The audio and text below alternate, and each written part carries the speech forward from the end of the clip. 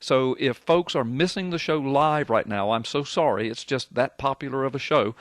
Don't worry, because you'll be able to hear it all tomorrow. Now, for those of you that are calling in, here are the ground rules. We got an hour and a half, so we've got several lines and they roll over. If you call and the lines are busy, just my advice is to put it in your what's it called, speed dial, your line memory. Put it in speed dial, and whenever you hear somebody ask a question and or hang up, then you just punch it and try to get in right behind them. If you get in the queue, be patient and hang on, because Mike's going to be answering questions and he's going to answer them thoroughly, and plus we'll have a few commercial breaks. So just because you're in the queue doesn't mean you're going to be up in 5 seconds. It might be 5 minutes before you're up, but if you'll hang on and be patient, we'll get you live on the air. Now, the only rule that I have is that no personal attacks. I mean, I've got my finger on the button here, the off button. If somebody calls up and just starts calling names and trashing Mike or me, I'm just going to cut you off and we're going to move on. But everyone else, it doesn't matter. I mean, you can disagree with this whole thing that Mike is doing and Arpaio is doing and that I'm doing. And you call and tell us why, though. Ask questions. I mean, tell us why. Give us evidence. You can agree, you can disagree. There might be things you're confused about, things you would like more information on, things that you'd like cleared up, questions you have. That's why Mike Zullo's here. He has nothing to hide. I have nothing to hide. We can tell you who does have something to hide, and we're going to tell you evidence that we've come upon lately, and things that may be getting ready to happen very soon. We'll tell you all of that. There are going to be revelations throughout this show. There's going to be some surprising information, so you don't want to miss any of it. All right, I've said all that. Now, Mike Zullo, let me just ask you, let's go ahead and do this right up front. We're going to pretend like that a bunch of our listeners really know very little about all of this. And so I'm just going to ask you, tell people who you are. Tell them about your background. Tell them about your qualifications, how you got involved in this, and what your position is. I mean, what do you do in this? Who are you? Tell folks. Carl, I'm a former law enforcement officer from New Jersey. I was a detective in New Jersey. I was a trained investigator. I was trained in New Jersey in fingerprint identification, narcotics investigation, homicide investigation, and as a matter of fact, took one of the very first domestic violence investigation courses that were offered when that was becoming law. After my stint with New Jersey, I became a licensed investigator in the state of New Jersey. In 2005, I believe it was, I joined the sheriff's posse after I moved to Arizona. And subsequently, in 2007, I was asked by Sheriff Arpaio if I would head up a newly formed cold case posse that he was starting.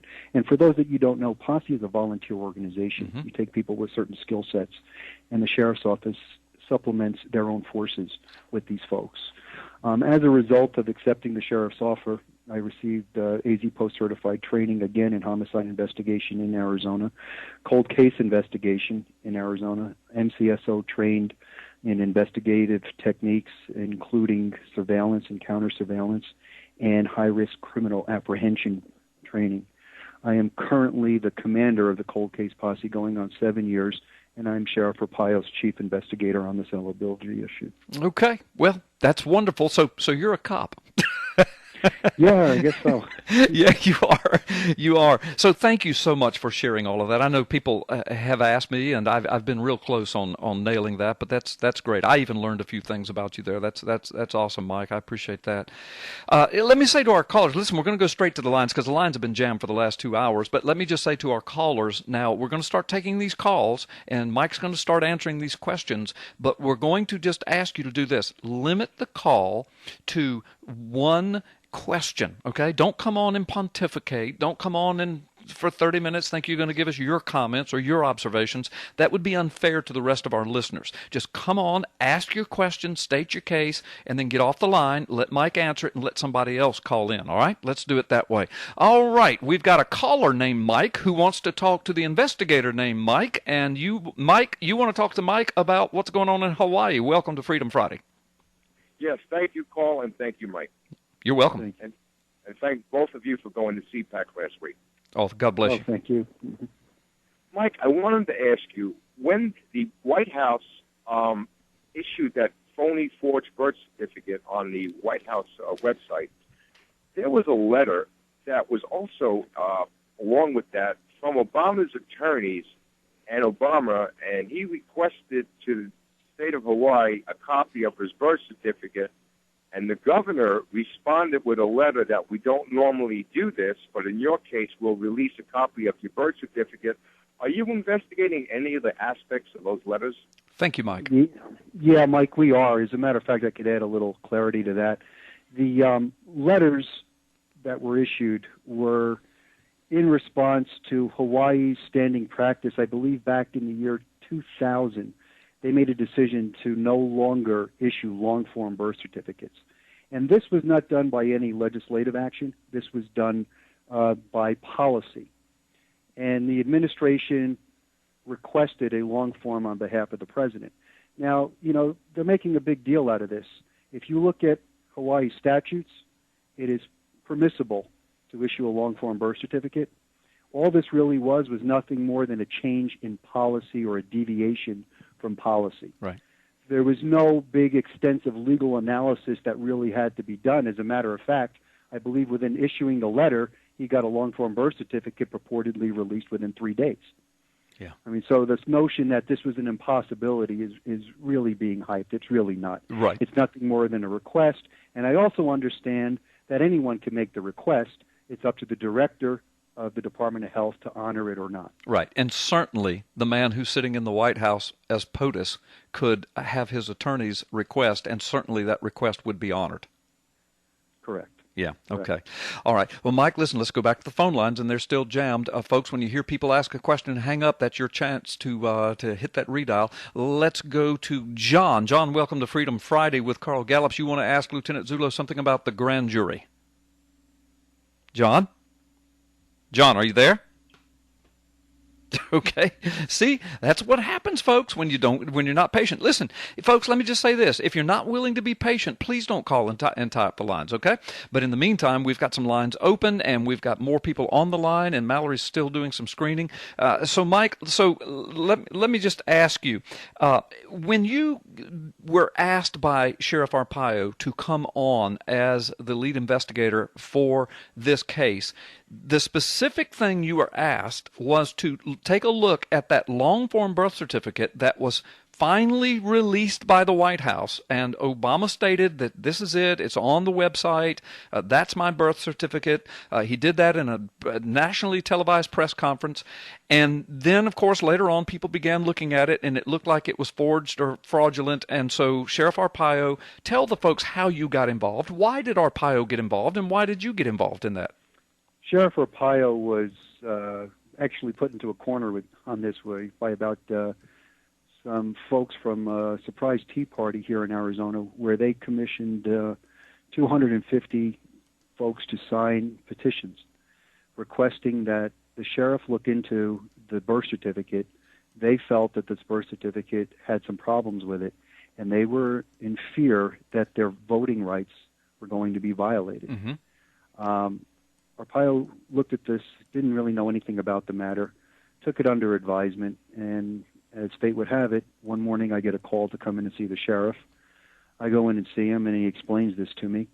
And, Sheriff Arpaio looked me right dead in the eye, and he goes, Mike, I don't really think there's anything here, but if we can clear the president, let's clear the president and move on. The country needs to move on from this. Mm-hmm. So that's how we took it. Okay. And that's how we got here. Okay. All right. Fantastic. And it's my understanding that you even had folks on the cold case posse at first that were, big Obama supporters and kind of snickered a little bit and said, well, this will be easy to deal with. Surely the man in the White House doesn't have a fraudulent birth certificate up there. We ought to be able to handle this pretty quickly. I know I'm paraphrasing, but didn't something like that happen? Yeah, we never picked anybody to work on this in the very beginning.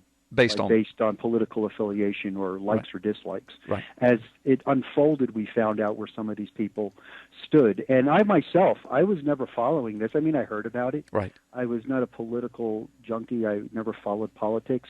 I didn't think this thing was false either, to be candid with you. It was about 72 hours later that I had to call the sheriff and tell him, I think we have a problem. Right.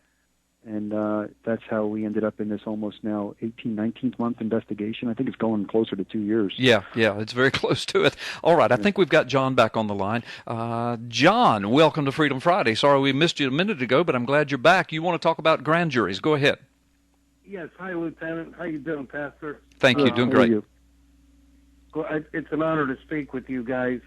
Real quick, I just wanted to know why, with all the evidence that has been compiled, that a citizen's grand jury or a federal grand jury hasn't been assembled to take care of this problem and review the evidence that you guys have and just eliminate the situation.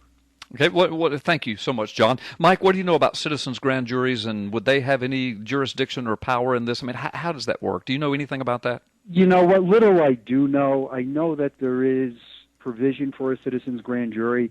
I believe Justice Scalia recognized them in some opinion somewhere.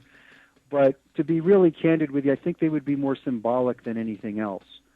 And we have to be cautious as a law enforcement organization. We don't want to take our information, our evidence, and just put it out there for a symbolic gesture. Right. That's not what we're here to do. Right. I mean, we wouldn't be pursuing this if we didn't believe full-heartedly that we have the evidence required to drive the stake in the heart of this document. Right. And we're just not going to throw it out there just because someone desires to symbolize, you know, a patriotic act. As much as I could appreciate that, we just can't do that. Right. No, I understand that completely, and I'm so glad he asked that question, and I'm so glad you answered it. Let's go back to the phone lines. Shirley, welcome to Freedom Friday with Carl Gallups and Mike Zullo. You have a question about Congress for Lieutenant Zullo. Go ahead, Shirley. Yes, Mike. I mean, I'm not sitting here idle. I have faxed my senator. I faxed the prosecuting attorney. I've even sent emails to Inquirer that says, you've read it here first. I've accused him of running John Kerry with his child, Lorenzi Larez. I said, here's some news. Why don't you print it? I said, here's the facts. And I also know that Senator Blunt has known about this 41,000 people that impeach Obama because he made a remark on the other lady that's trying to, Oli or where. He made a remark when it came to 41,000. Here's my question. In Alan West, I heard that interview.